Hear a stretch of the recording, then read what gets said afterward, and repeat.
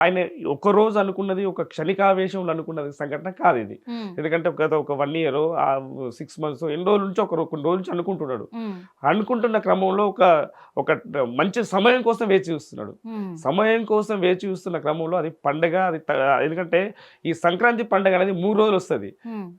ఒకటి అవును. భోగి, భోగి, సంక్రాంతి, కనుమ. కనుమ.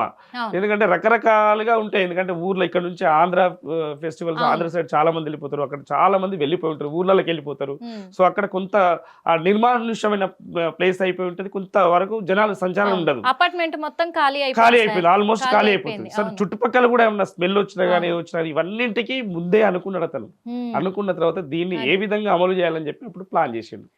ప్లాన్ చేస్తున్న క్రమంలో వాళ్ళు ఒక మూవీ అని చెప్పి ఇంకోటని అన్ని కట్టుకథలు అల్లిండు. ఈ హ్మ్. కట్టుకథలు అల్లిన తర్వాత అవును.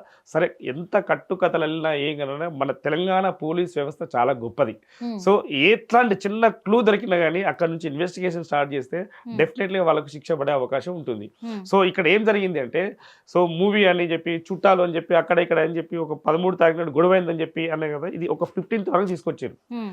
15థ్ వరకు తీసుకొచ్చినాక అమ్మాయి అంటే హ్మ్. సీసీ కెమెరాలు ఉంటాయి. హ్మ్. లేకుంటే అమ్మాయి వెళ్ళిన మొబైల్ ఉంటుంది. హ్మ్. రకరకాలుగా టెక్నాలజీ ఉన్నది కాబట్టి హ్మ్. అమ్మాయి లోపలికి వెళ్ళింది. అంటే ఇంట్లోకి ప్రవేశించి సీసీ కెమెరా ద్వారా వీళ్ళు పోలీసు వాళ్ళు గ్రహించారు. సరే హ్మ్. దానికంటే ముందు ఏమైందంటే హ్మ్. గొడవైంది, చనిపోయింది, ఏమైందో తెలవదు. హ్మ్. సో ఏమైంది తెలవకుండా ఇతను ఒక నాటకం ఆడిండు అక్కడ. ఒక హ్మ్. డ్రామా క్రియేట్ చేసిండు. హ్మ్. అంటే అమ్మాయి వాళ్ళ పేరెంట్స్‌కి కాల్ చేసి హ్మ్.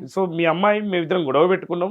అమ్మాయి మిస్ అయ్యి వెళ్ళిపోయి నాకు చెప్పకుండా వెళ్ళిపోయింది అని చెప్పి ఒక క్రియేట్ చేసి చెప్పడం జరిగింది. హ్మ్. చెప్పిన తర్వాత పోలీస్ వాళ్ళు వాళ్ళ పేరెంట్స్‌తోని కంప్లెయింట్ ఇచ్చిన తర్వాత పోలీస్ వాళ్ళు వాళ్ళ పద్ధతిలో కొంతవరకు సమాచారం సేకరించడానికి ప్రయత్నం చేస్తే, హ్మ్. ఆ క్రమంలో నేనే మర్డర్ చేశానని చెప్పి ఒప్పుకోవడం జరిగింది. హ్మ్. ఎంత ధైర్యంగా చూడు అంటే ధైర్యంగా అంటే ఆయన ఒక ఎక్స్ సర్వీస్ మెన్ అయ్యుండి, ఒక సామాజిక స్పృహ ఉన్న వ్యక్తి నేనే మర్డర్ చేసినా అని చెప్తే మీరేం చేసుకుంటారో చేసుకోండి. మీకు అని పోలీసులకు కూడా మళ్ళా సవాల్ సవాల్ విసిరిండు. విసురుతున్నాడు. ఎందుకంటే మీరేం హ్మ్. చేసుకుంటారో చేసుకోండి.